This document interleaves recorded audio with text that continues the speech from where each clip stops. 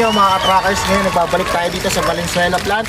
At ako nga ulit pala si Raymond K. Clan ng Golden 20 Trading. Kasama ko si Villanueva ng Golden 20 Trading. So ngayon makikita nyo kasama namin si ma'am and sir from Isabela. Bumiyahe pa sila kagabi. Sama kagabi hanggang ngayon nandito na sa planta. Sila ang purchase nitong unit na to. Ipo-pull out na natin ngayong araw yan. Ilalabas na yung unit nila. So ready to go na tong unit na to. Ilalabas na. Babiyahe na nila from Isabela. So pakilala ko sila sa inyo, ang maswerte at napakaswerteng kliyente naka-purchase ng unit nito. Si Sir Peter Flores po ng Maling Isabela po. Si mga is Santina Saraga from Lagat.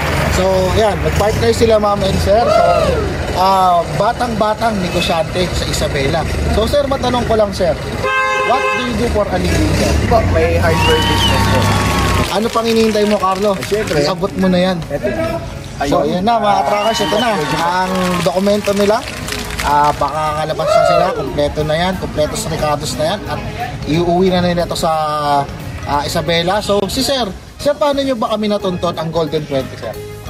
Sa totoo lang po, nung una kasi may nakuha na akong unit sa Subic. Ngayon, naiuwi ko siya.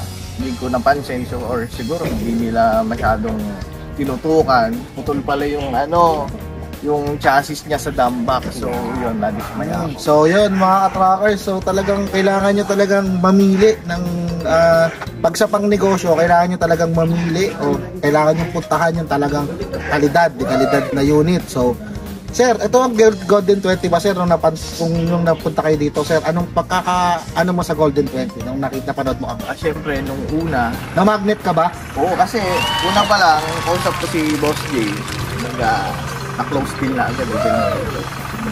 Tapos siyempre, itong unit natin, nung una kong nakita, sabi ko okay na siya, maganda na siya.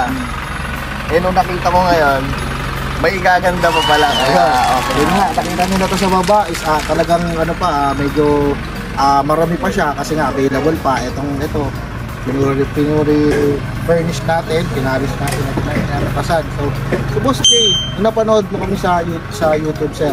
Tinawagan mo agad si Boss J, nag-schedule ka. The following day, diba, nandito ka na? So, pare, isa pa, si Boss J, wala rito, nasa abroad. Sino kaya nag-assist pala sa'yo? Siyempre, si Boss Carlo. Wala sa abroad si Boss nung yun nga, pumunta si Sir Peter dito. Bilang, para makita yung unit. So, pakipag din si Boss, nasa abroad. Wala rin ako nun nung unang punta nila dito. Kaya marami tayong pinapa-assist si Boss sa akin. So, finally, na-meet ko na rin sila.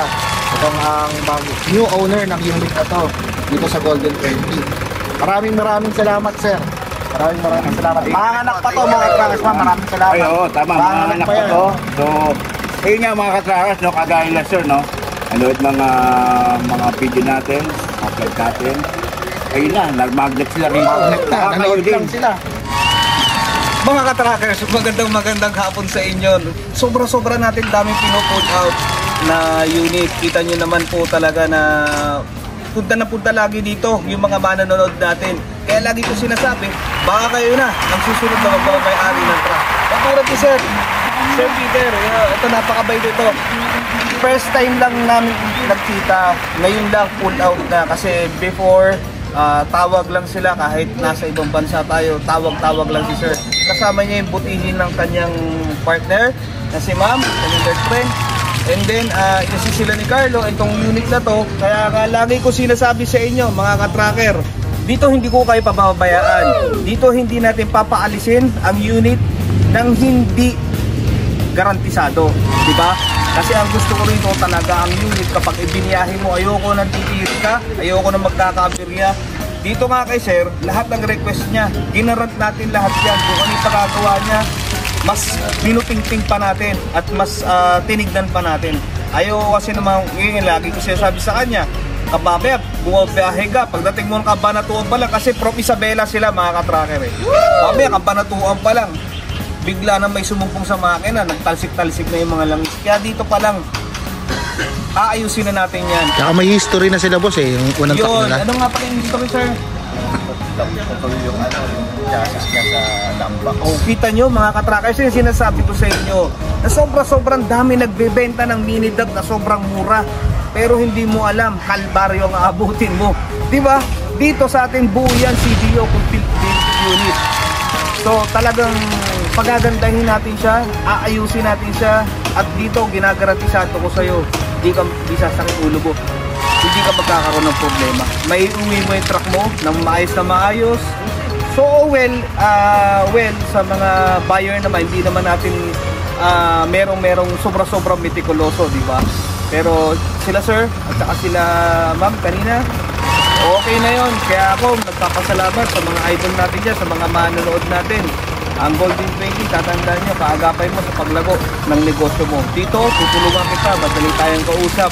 Tulad ni sir, sa pangnegosyo niya, tayo bahala dyan para tuloy-tuloy ang negosyo, hindi ka magkakabriya. Kasi itong pera na binili nila dyan, nila sir, gagawin nila itong bread and butter itong truck na to eh. Ngayon, hard-earned money nila yan.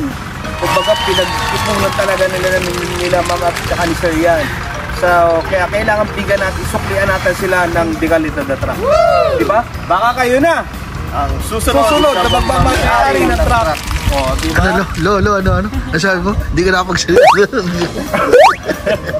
Thank you mga idol, maraming salamat.